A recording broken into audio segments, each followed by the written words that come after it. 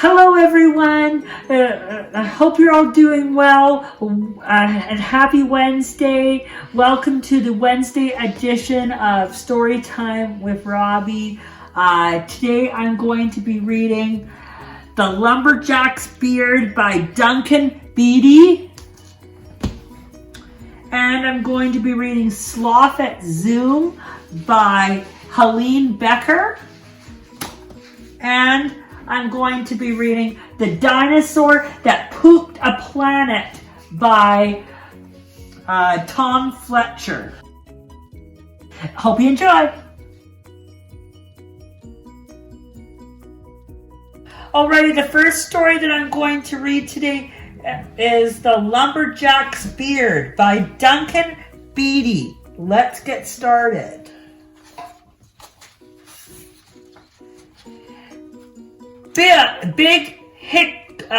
Big Jim Hickory was a lumberjack. He lived by the forest in a little log cabin.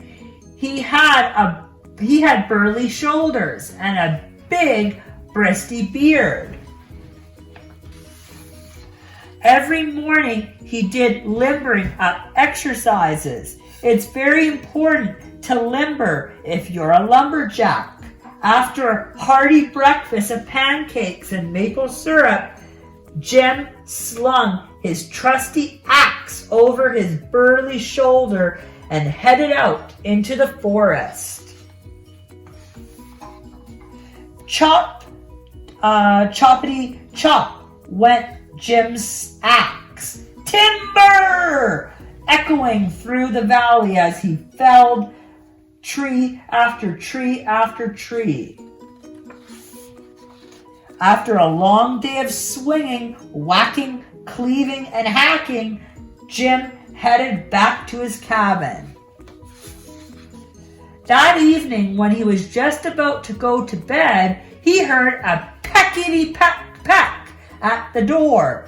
Jim looked down to see a small and very angry bird. "I had just built a new nest in my tree," shrieked the bird, "and you chopped it down." Jim scratched his chin. Then he had an idea.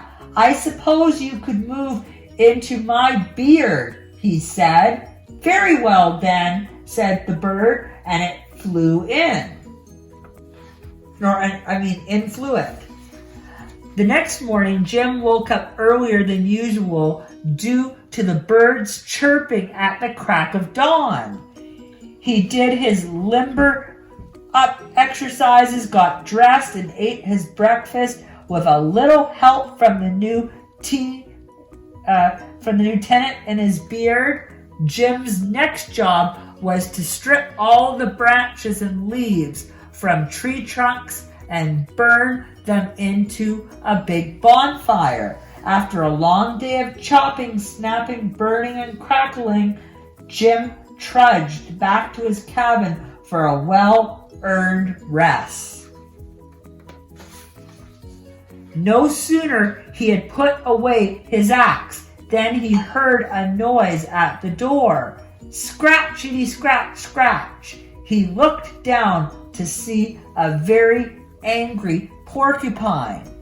"I needed those leaves and pine needles to make a cozy shelter, but you burned them. Where am I going to live now?" snapped the porcupine. Jim thought and snatched his chin. "Well," he said, "I suppose you could move into my beard." He bent down and the porcupine crawled in. The next morning, Jim woke up even earlier and attempted to do his limbering up exercises. He looked in the mirror and scratched his chin. Yahoo! He got porcupine quills in his fingers. He tried to eat his breakfast, but lost his appetite when he noticed bird poo on his shirt. Jim's job that day was to float all the tree trunks down the river to the lumber yard. One by one, he rolled the logs into the fast-flowing water. After a hard day of lugging, splashing, rolling, and crashing, Sayre and Hackett Lumberyard, Jim staggered back to his cabin. Thumpity-thump-thump went his door. He looked down to see a very angry beaver on his doorstep. I spent all day building my dam and got it smashed to bits by those logs you threw in the river, it snarled. Without a word, Jim picked up the beaver and put it in his beard. Between the birds chirping, the porcupines prickling, and the beavers thrumping, Jim didn't get much sleep that night. He was too tired to do his limber up exercises in the morning, and the beaver's thrumping tail knocked his pancakes all over the floor. "That's it!" cried Jim. "I can't take it anymore. You have to move out today." "But where will we live?" cried the animals. As Jim scratched his chin, he had a brilliant idea. He went into his bathroom, took out a razor, and began to shave off his big, bristly beard.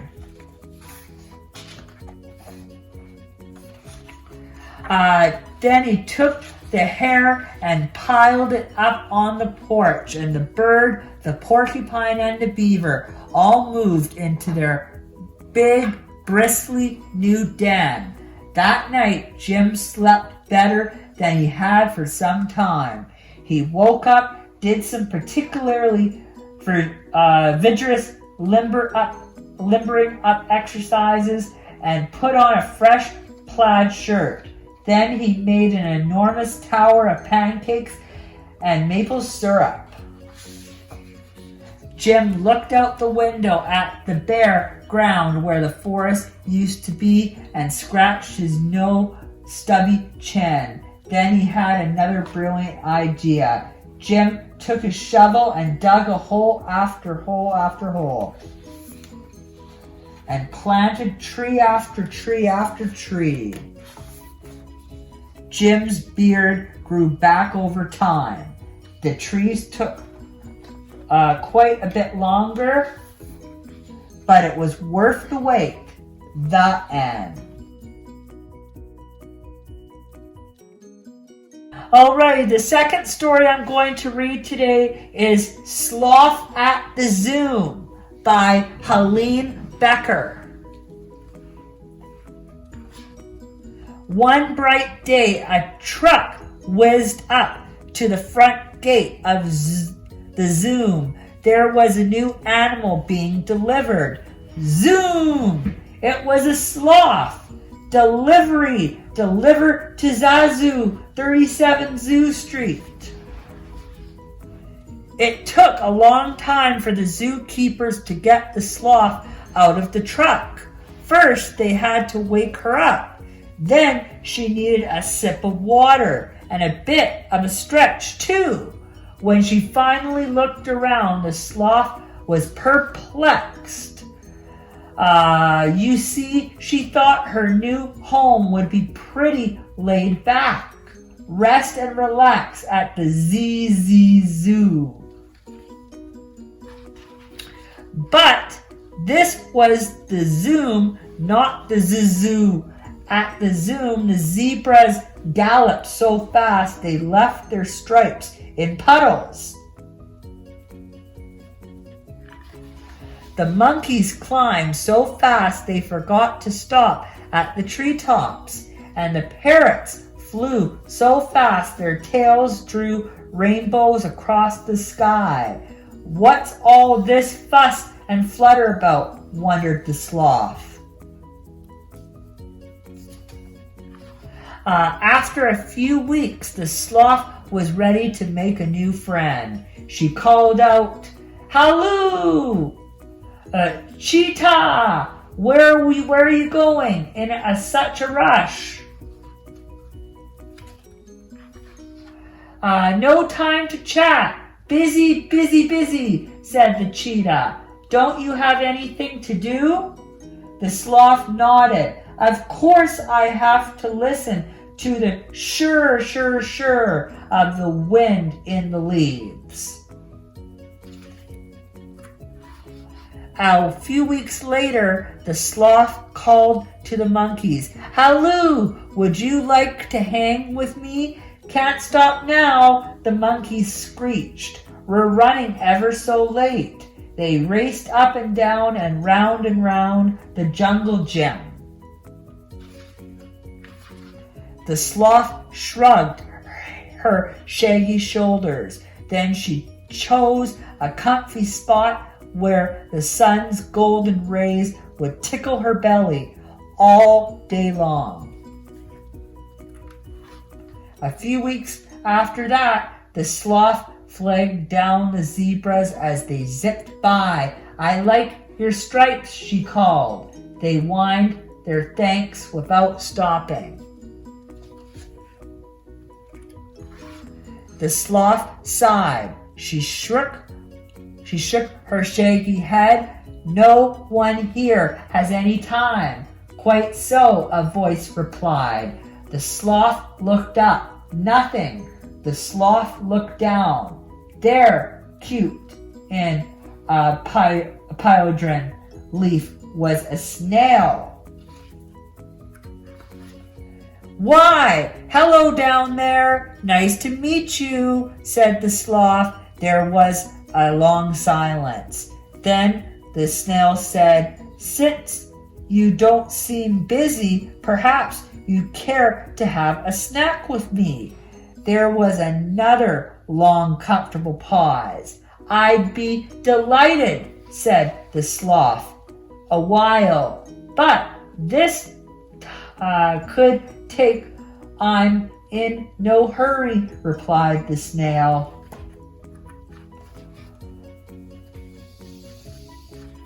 When the sloth arrived at the snail's leaf, they shared a bite. They shared a cool drink, and as the setting sun adorned the sky, they shared a contented sigh. The monkeys swung over. What are you doing? Sloth offered the same iced tea. Next came the cheetah. What's going on? Snail offered her a sweat green leaf to nibble on. Mind if we join you? Asked the zebras. Everyone shuffled to make some room. And as day became night and night became day, the animals at the zoo slothed down, just long enough, that is, to become fast friends. The end.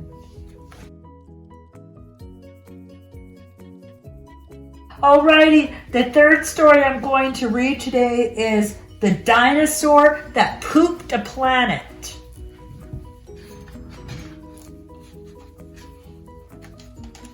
Danny and Dinosaur liked to have fun.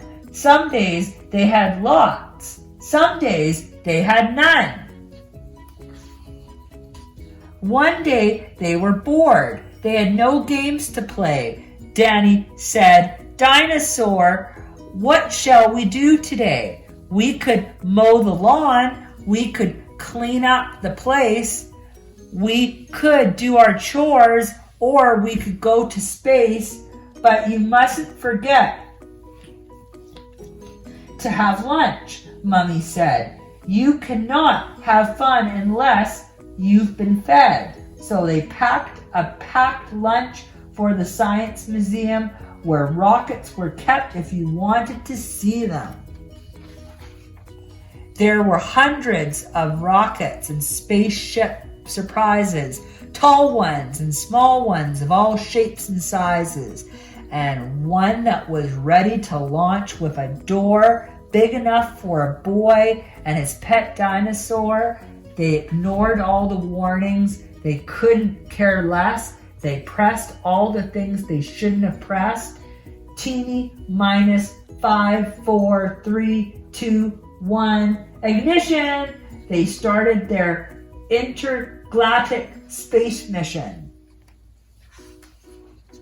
They flew higher than the houses and buildings and cranes, much higher than birds, even higher than planes. "We're in space," Danny yelled as they floated around, but the dinosaur's tongue made a rumbling sound. Danny looked at his watch. "It is time for a snack." Then he looked all around for the dino's lunch pack. Danny started to panic, then started to worry. Their lunch was back home because they left in a hurry. So with no food, not even a cheeseburger bun, a disastrous dinosaur feast had begun. It gobbled up gadgets and gizmos galore. Nothing was safe from the space dinosaur. Robots and ray guns and blinking red blinkers, eating things thought up by NASA's great thinkers. It chewed and it chomped on the spaceship controls. The rocket was dotted with dino tooth holes. The spaceship was empty. Inside it was bare. Outside there was space stuff to eat everywhere. It broke down the door with a cool ninja chop. Out in space, dinosaurs are much harder to stop. It chomped on the moon like a big chunk of cheese. Then it shoved even more in its mouth with a squeeze. It munched on the Martians from Mars and their cats. Their cats are like ours, but their cats were cool hats. Satellites, Saturn, and 6 supernovas, shape-shifting saucers, and 7 space rovers.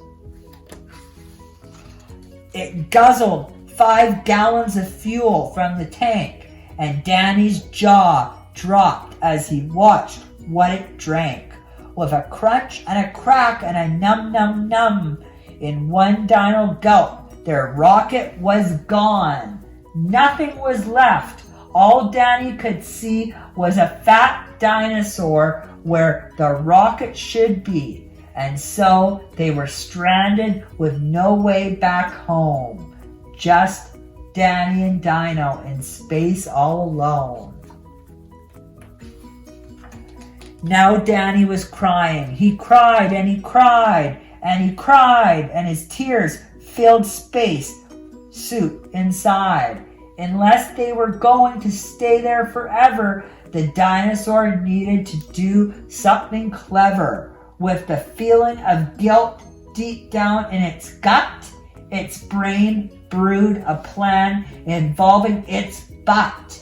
It knew there was only one thing it could do to get them back home. It needed to poo!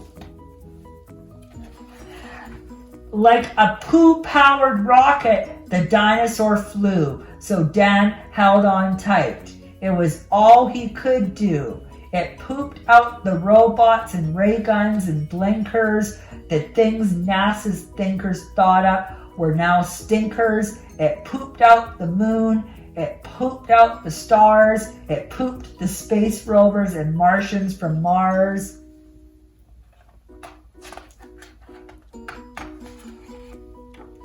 When Danny looked back, he could see a poop trail far from out in space to the dinosaur's tail. They headed for Earth and they started to orbit. It pooped on the clouds, but the clouds just absorbed it. They flew past the buildings and streets of their town, leaving the houses all smelly and brown, and finally landed back down on the ground. "Hooray!" Danny cried. "We are home safe and sound." Then Dino looked up to the moon, way up high, where a new poopy planet had formed in the sky. And so Danny agreed with what Mummy said, that fun is not fun unless you've been fed. And just when you thought all the pooping was done, a Mars cat plopped out of the dinosaur's bum. The end. Alrighty, thank you so much for joining me today. As always, please remember to comment on the video. Let me know what you think of the books. I'd love to hear your feedback. Have a fantastic rest of your Wednesday, and join me Saturday for the Saturday edition of Storytime with Robbie. Have a great day. I'll see you then. Bye.